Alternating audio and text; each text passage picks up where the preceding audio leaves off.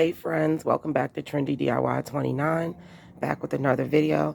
This is going to be my first garden tour of the season.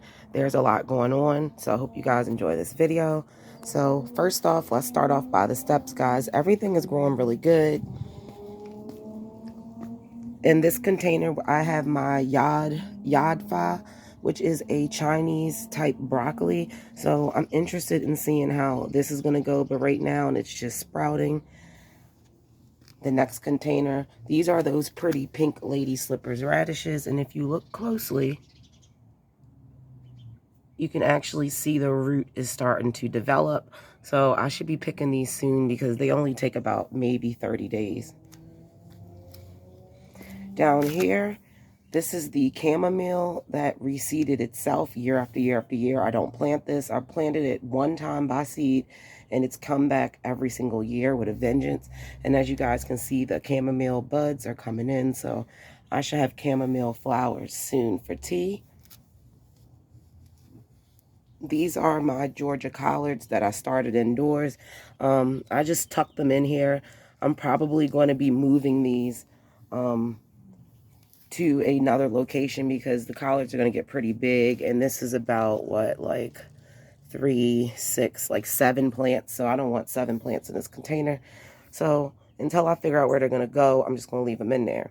Now this is just beautiful and I cannot wait. But I'm thinking about separating these into separate plants. This is the Buttercrunch Lettuce. It's doing very, very well.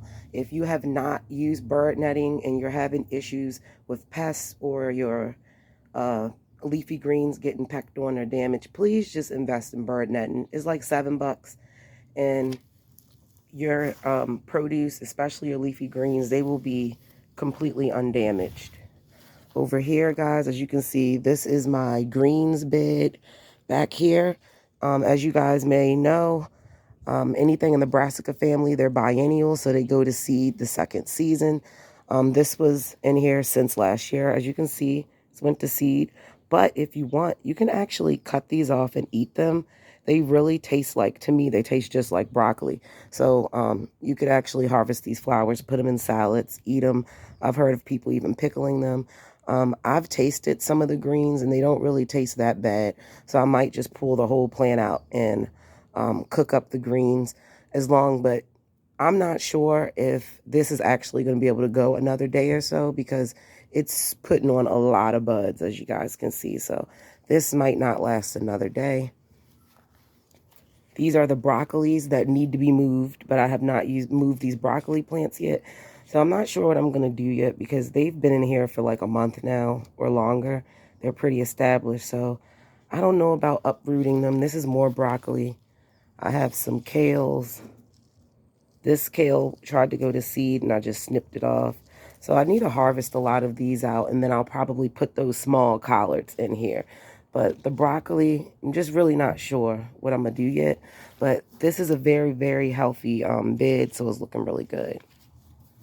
Still haven't cut down my rosemary, but if you guys can see, it's growing back.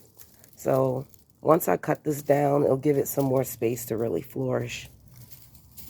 The oak leaf lettuce is absolutely beautiful. I need to come out here and start harvesting some for salads. This was a lettuce leaf basil that I put in, but it died. So I don't think, it may or may not come back. So I just left it there. We've had some cold nights. So this is a big rainbow tomato that I've had. It's not looking too well. We've had 40-degree nights. Last night, I want to say it was about like 38 degrees. I had all of these covered up with towels, but then we've had cold days for almost 3-4 days straight. So a lot of my hot, warm weather vegetables have been covered, not getting any sunlight because I wanted to make sure that they didn't get damaged. So hopefully it comes back, but if not, I have multiple backups in the house. So that's the big rainbow. That's the mushroom basket. I'm really looking forward to that because it's a very kind of fluted type shaped tomato. This is my pepper bed, guys, that I've been talking about. Peppers grow really well together. So I'm trying out growing, what is this, 6? I think I have 7 peppers in here, but if you can see, There's some frost damage right here. This is my grand bell. This is another grand bell, a habanada, a cayenne, a corbaci, a lesia, and another lesia. So what I might do is dig up this grand bell and just replace it. Like, I'll wait on it. I have a lot of plants in the house. I can just dig it up and replace it. But I'll probably wait to do that for another 2 weeks or so, because I want to see if it's going to bounce back. If not, I'll dig it up, replace it, and move on, because peppers take too long to sit around and wait for it to recover. Just saying. Down here, finally, my Colima beans have sprouted, but I do see like a little bit, I'm not sure if that's sun scald or not, but I started all of these outdoors. But some of them are a little close together, so I'm thinking about trying to dig them up and put them somewhere else. But beans don't really transplant well, so I might just snip them off. But nice amount of plants in here.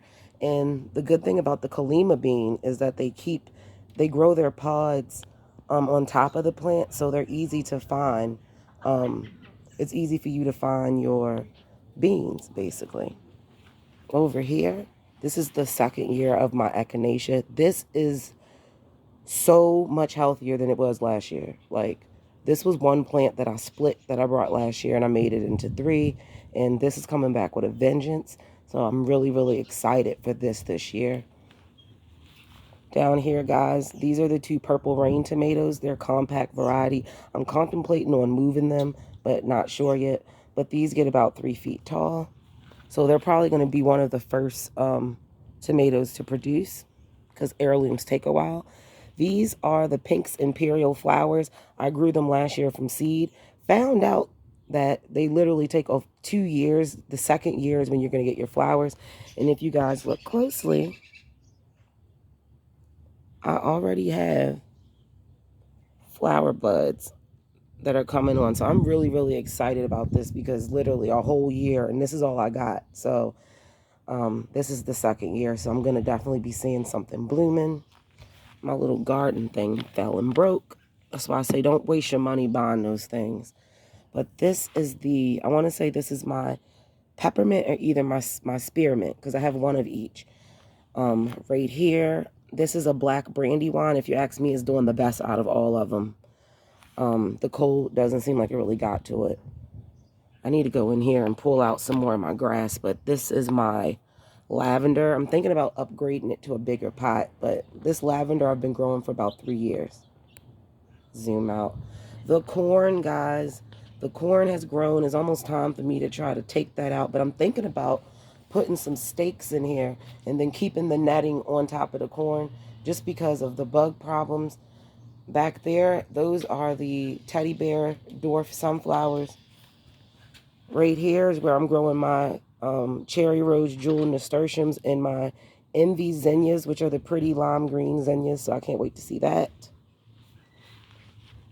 First square over here, those are watermelon radishes. They need to be thinned. Some Merlot lettuce. This was a giant crisp head type of lettuce, but as you can see, I'm not sure if that's it, that one little green thing, if only one sprouted.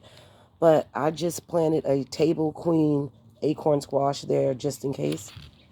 These are all my different cabbages that I've had. They've been here since the winter, over the winter, since the end of last summer. I planted these. So it's time for these to come out. I've tasted them yesterday. They're trying to go to bulk. I cut off all the flowers, tasted them. They're still sweet, so I got to get these cut and taken in before I don't get to harvest them. And the green stalk, guys, is kind of crazy. I got the watermelon radishes on top coming in. And look how big this freaking giant noble spinach got. Like, look how big these spinach leaves are. So this is crazy. I'm thinking about doing some type of wraps, chicken wraps or something like that with these giant leaves. The arugula is growing in nicely. Down here, that's my hyssop. I just planted some dragon tongue beans, so they haven't came up yet. Right here, I have little finger carrots. They're coming up. I have the Uzbek golden, which are growing rapidly faster and doing better than the little finger. So hopefully I will be able to get some of these soon, because they don't take as long as other carrots. Some more little fingers. They're not doing that well. I have more arugula up here. Kohlrabi. I only have 2 plants, but that's pretty good because they're going to get a nice size. These are the red Ace Beets. I have to go in and thin these out. More giant noble spinach that was started way later than this one was. So it's growing. More red Ace. I got in some cilantro that I grew from seed. Over here I have slow bulk cilantro seeds that I put in just in case this one goes to seed. I have the slow bulk kind that's going to be growing next to it. Believe it or not, this one tiny little plant, that is, let me see if it's going to, keeps blaring up, but that is lemon balm down there. It's barely there.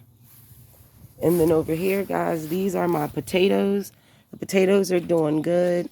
I just added recently some more dirt, so I'll probably add in some more dirt. And I gotta I'm having a hard time remembering that that's over here. So over here, I planted some 1,000 head kale. I just threw some seeds. I did have Kentucky Wonder across the fence, but for some reason, it's not doing well, and I think it's the soil. This is a trench that I built for just whatever plants I don't have room for, and I'm going to fill that in with soil. The green beauty pea is growing really, really nice, guys.